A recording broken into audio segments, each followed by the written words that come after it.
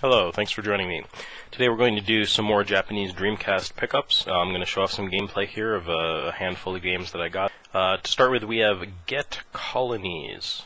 I do not know if this game has anything to do with getting colonies, but let's take a look. So the first thing you may notice about this game is that the graphics are colorful and cartoony, has kind of a nice art style to it.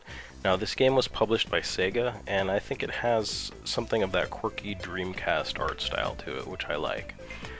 You can see here that this is a puzzle game. It's kind of a strategy, like versus puzzle, and it plays something like Othello. You have two different opposing sides with the different color balls, and you can make two different kinds of moves with each of them. You can either move one square away, which clones the ball and makes a new ball in that square, or you can jump two squares away, which does move the ball and does not make a new ball. But it will, either one, will turn any balls within one square of where that ball lands into your color. So you're essentially just trying to get more of your color ball on the board than your opponent's.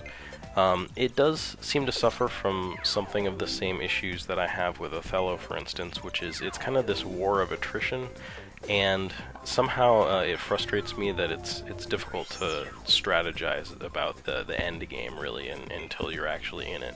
But that said, I think this game benefits from a smaller board, so I think the game goes by pretty quickly, and you'll see just a quick glimpse of the next board actually changes the board layout a bit. It adds some obstructions, so I have to assume that that adds to the strategy a bit.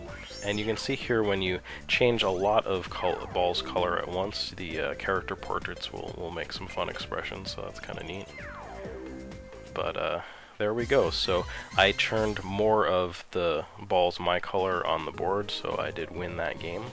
And this game is published, or I should say it's developed by Midnight Synergy, which a Google search will reveal is a Canadian company. And I believe, you know, their company started around the right time, and they have a game called Colony. Next up we have Maboroshi Tsukiyo, which is like Phantom Moonlit Night. Like a moonlit evening. From across the way, a person is walking toward me. It's like my heart is racing. They're getting closer, and I see their face, and I'm convinced. Finally, they've come. I've been waiting all this time. My dear Matt, a small voice escapes me, quiet voice escapes me. So this game starts off in the conventional manner where the main character is having a dream, and obviously they're dreaming about this girl that's been waiting for them for so long. So that seems to be kind of the premise of this game, is just this mysterious girl. I guess you end up meeting this girl in the park or something on this moonlit night. She's wearing a kimono, and she disappears, and then you end up running into her later in a more conventional setting. And here we're just getting introduced to some of the characters. Of course, in the kind of the typical romantic adventure game style, you have the like childhood friend sort of character that's waking you up in the morning and taking care of you. Here you have these group of girls at school. They seem to be interested in this other girl who you're an acquaintance of. So not a whole lot has happened so far, but you know, interesting looking, just kind of typical game of this sort. This is developed by, or published by Sims, quite possibly developed by them as well. Quick Google search reveals that they didn't actually ever work on a lot of games, maybe 6 or 7.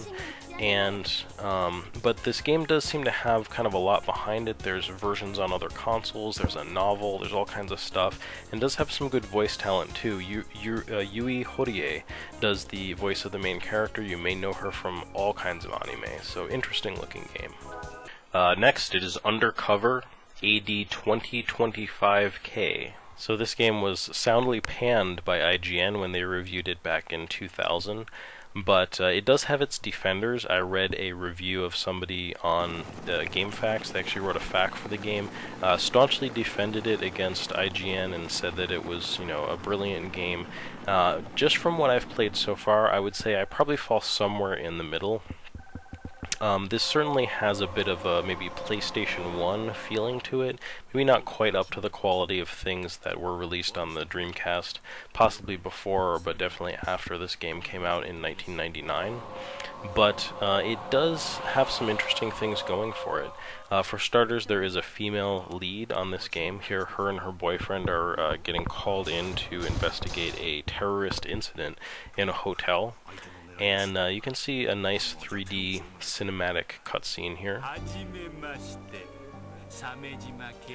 Now, the terrorists are requesting that they go up to the 30th floor via the elevator. And you can see there's a cat here. I found this pretty odd, but I guess that this is the science fiction element to it, this 2025. The cat is actually a support system. Here they say the cat system information has been added to it, and you can check it to get information about your mission and what to do next. But here we've got some of that adventure element. You're collecting ammunition and items to progress through the game. You're walking through this 3D environment. And the controls are pretty clunky, but it looks like you have some interesting moves available to you. You can kind of duck and roll, you can sidestep. You can actually hold these guards up and they'll drop items, which is pretty interesting, but here we're just going to shoot them to death. You can see there are some camera angle issues, and that combined with the controls, it's not a top-notch AAA experience, but if you're willing to put that aside, it seems like an interesting game. Next, in keeping with the Moonlight theme, we have Miss Moonlight.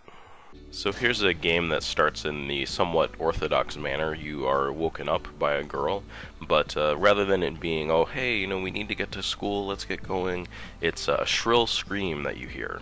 So after some internal monologue, you end up barging into the bathroom, of course an excuse to bust in on a girl trying to take a shower, but apparently the faucet has broken, so there's water going everywhere, and it's a big situation that you have to deal with. So the case of this states, this is a story interwoven with kindness beneath the moonlight.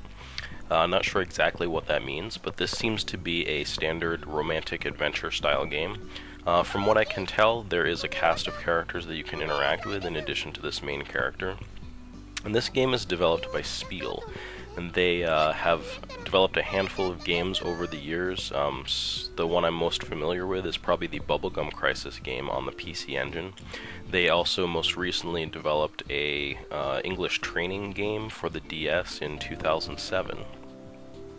Now, it appears that this girl is an exiled princess of a Middle Eastern country. It seems that your dad works in politics, and somehow you guys have provided asylum for this girl. And here you can see where you meet her for the first time at the airport. So, this seems like it could be an interesting story. Somehow it hasn't exactly caught my interest so far, but perhaps it gets more interesting as the game progresses. Next, less moonlit, this is Real Sound Kaze no Regret, or Wind of Regret, or more like Regret of Wind, I don't know. So here's an interesting game. This is developed by Warp. I had to rack my brain to remember where I had heard that before, but I've been watching videos of 3DO games, and it turns out they developed several games for the 3DO. You may be more familiar with them as the company started by Kenji Ino. He was in the games press recently for his untimely passing at the young age of 42. You may recognize him as the man behind the games D and Enemy Zero on the Saturn. This game was also released on the Saturn and later ported to the Dreamcast. From what I've read, he wanted to make a game that those who are visually impaired could enjoy the same as those who are not. They called this the Real Sound series, though I think that this is the only game produced for it. It's essentially a radio drama that you make choices like a visual novel.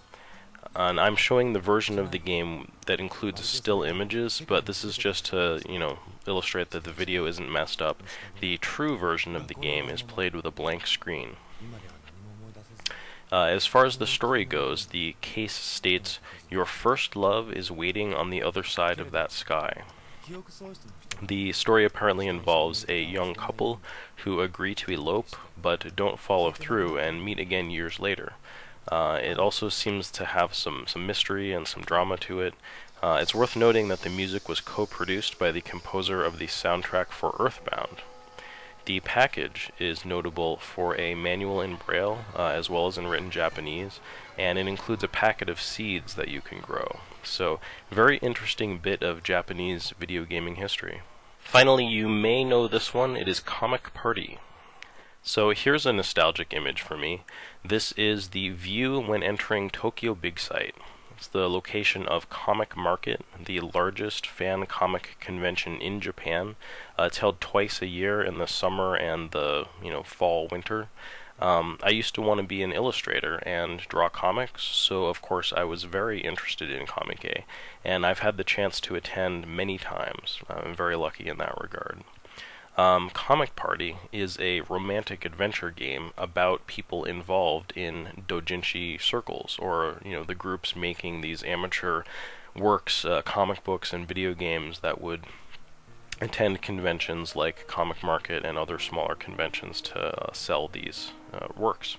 The game is developed by Leaf, a subsidiary of Aqua Plus. You're probably familiar with other works of theirs like Two Heart and White Album, which I've reviewed on this channel before. So here we get to make a choice, so she's like, oh, I want to talk to you about something really important, and you don't remember who she is, so I picked, hey, shouldn't we, this seems a little dangerous here, shouldn't we start from the beginning here, let's get to know each other. And of course, in the classic way, this is starting off with you being woken up. So you'd been having a dream, you're like, oh, that was a dream. But,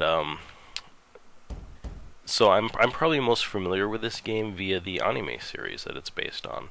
A manga series was also produced, which I have not read, but it may be worth noting that there's a version available on the PSP. The characters from Comic Party also appear in Aqua Patza, Aqua Plus Dream Match, which is a fighting game based on Aqua Plus and Leaf's game characters. The voice quality seems really good. I mean, basically anything by Leaf is worth checking out, so you're not going to be wasting your time playing Comic Party. But those are my Japanese Dreamcast pickups. I hope you've enjoyed them, and I hope that you'll join me again next time for some more Japanese video game related videos. Thanks for watching.